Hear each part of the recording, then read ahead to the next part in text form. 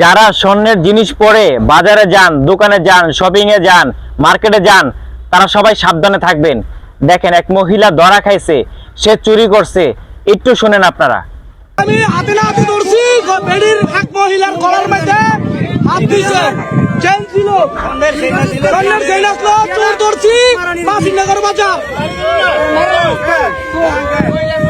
এক ভদ্রলোক হাতে নাতে ধরছে, গলার ভিতরে চেন নেওয়ার জন্য চেষ্টা করছিল।